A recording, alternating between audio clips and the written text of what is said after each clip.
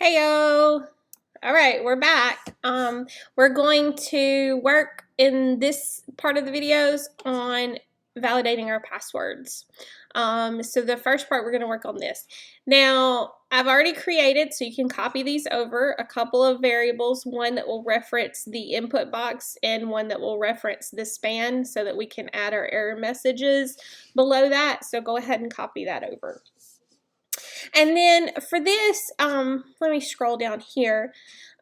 These are the criteria for our password being valid. We want our password to be between 4 and 8 characters.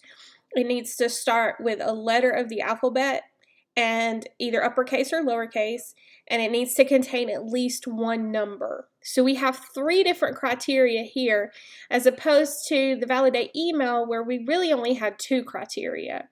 So I told you we were going to do this one a little different. In the last example with the validate email, we had a check variable here that we set to either a 1 or a 0. But in this case, we're going to create a global variable, and we're going to have it as a Boolean variable. So it's either going to be true or false. And it will be false if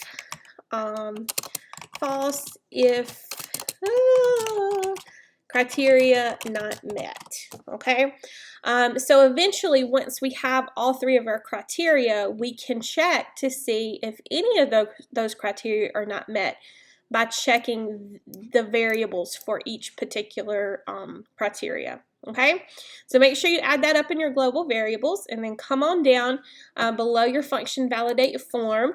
We're going to create a new function called validate password length.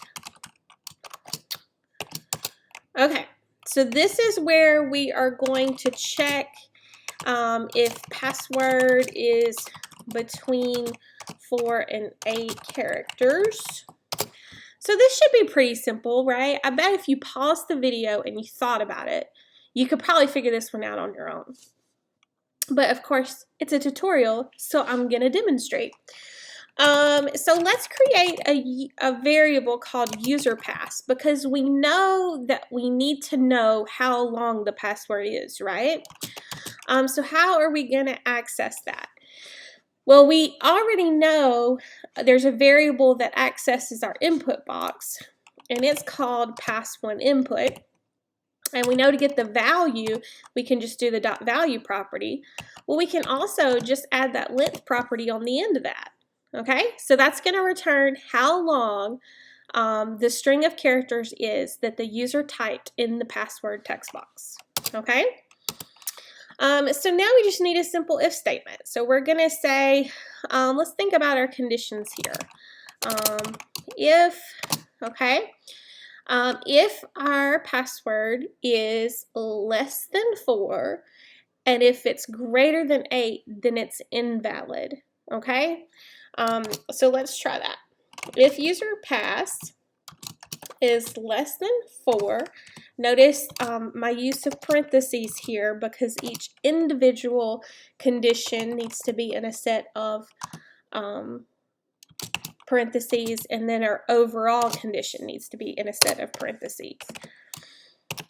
Okay, so if that is the case, that user pass is less than 4, or if it's greater than 8, then it's an invalid password. Okay, so I'm going to come back to this part.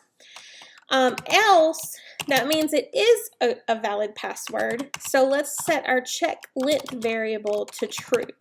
Now later we're going to create a function that's going to check for all of these things, to check to see this and this and this. And if all of those are true, then we'll put our checkbox there, our little green checkbox. Okay, so here's the problem. When we're looking here, it's like what type of error? We want a way, one, to minimize our code, like so that we don't have to type things over and over and over again. And that's one thing I didn't like about your book project that you had to do previously. It made you type a lot of code over and over again that they probably could have rolled into another function and then just called that function. So that's what we're going to do in this case. We're going to create a function that's going to store our error. and then we're just going to pass it the value of the message. So we want our message to be dependent upon what criteria the user has violated, okay? So that's why we're going to kind of do this in a little different way, okay? So later we're going to create a function named error message. So we haven't yet created it yet, but we're going to go ahead and call it here. And when I call error message, I'm going to send it the message that I want to appear here. Now think of this like the throw in a try, throw, and catch block. Okay, that's basically what we're doing here. We're just doing it a different way. Okay, I'm going to say your password should be between 4 and 8 characters. Woo, that's not how you spell characters. Oh, y'all, if y'all only knew how many times I have recorded this video. We're just going to go with it. I don't care how bad this one is, you're going to end up with this one. So just mark it down. Okay, so this is our simple if statement. If it is less than 4, greater than 8, we're sending an error message to a function called error message. Else we're setting check length to true. Okay, so let's go create error message. So right above our function validate form, let's create a function called error message. And error message is accepting a parameter. Okay, so we need to give it something. I'm gonna, that's not right. I'm gonna call this nope. See, I'm telling you, you're getting this one anyway. You're getting this one anyway. I hope you're smiling at least, because my goodness. Whew. Okay. So this is basically a new variable called message to display. In this case, that variable will have this value. Okay?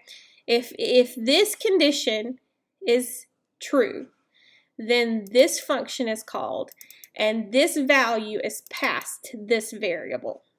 Okay? So what do we want to have happen? Well, we want pass1 inputs class name to be error, and then we want pass1 message text content to have that fix it, which is the little red X emoji, plus, and then this message to display, because this variable would have this value. Okay? You'll see it in just a minute. Just stick with me. All right, let's add this function to our big validation form function. And remember, this is the one that calls all the other functions. Okay? So hopefully this is going to work. But if it doesn't work, I'm just going to pause the video and you'll get an update in a minute. Okay, so I'm refreshing it. I'm entering a 2-digit password. Oh, my password should be between 4 and 8 characters. And then I do that. Oh man, it stayed red. Okay, that's because we have not turned these off yet. I made a little boo-boo. So I paused the video, and then I'm going to edit this together, and it's going to be completely seamless, and you're going to be like, wow, this is the best tutorial I've ever listened to, and you would be wrong. Okay, so what I was trying to say is that now that we have added extra characters to this password, check length is indeed true. But we've never told the code in any point to remove the error or to put the green check mark. Okay, so we need a couple of functions to make this happen. We're going to create a function, and this is going to be called validate first password. Now this is going to be where we check all the other functions and make sure all the other functions have returned a true. They have checked their check variable, and they have a true response. Okay, so in this one, we want to say if check length is true, then we want our pass1 input We want that class name to go away. And then we want in the message, we want its text content to be that green check mark, which is the all good variable. Okay? Now, this is still not going to work. We've still got a problem, and we can go ahead and add this one to our function call, validate first password. And then if I come over here, I enter this, and then I enter some more, it's still not working. Okay? That is because check length is still true. We've never told when we resubmit, when we click the submit button again, we've never told check length to become false. Okay? So every time this button is clicked, we need to reset those variables so that these functions will execute again. So let's create a new function called reset check variables. And we're going to change check length back to false. Okay? And then we'll put that in our form validation. Reset check variables, so that every time this is now clicked, every time this button is clicked, all of our check variables return to false, so that it has to be rechecked by the other functions. Okay, so now if I refresh, blah, blah, blah, and then if I added more than 4 the first time. Okay, 2, I get an error message, more than 2, still didn't work. I'm pausing the video and I'll figure it out in a minute. Okay, so this is a learning opportunity. So I told you, you're getting this whole video. I'm leaving it in. Here's the problem. It has to do with sequential code and the way that code executes. Remember, code starts on one line and goes to the next and goes to the next and goes to the next. So basically, as I'm trying to take my larger project and break it into these smaller videos, I did not notice that these are not in the correct order. Okay? So we're saying validate username, validate email, that's good. Validate password length, okay? So that's where if the password is the length it needs to be, it would check true. But then here we reset check variables, which automatically turns them false. Okay, so reset check variables needs to go before this. Okay, before our validate password length and our future variables execute, we need to reset. Okay, so kind of check those and make sure you have them in the right order. And now if I come over here and I do 2, it doesn't work. If I add more, it does work. Okay, so I hope that made sense. We learned from our mistakes. So this video is going to be quite long and it's 3 parts. So if you see anything kind of kooky that you don't understand, just email me and let me know, and I'll see you in the next video. Well, I won't see you, but you get it, right? You're smart.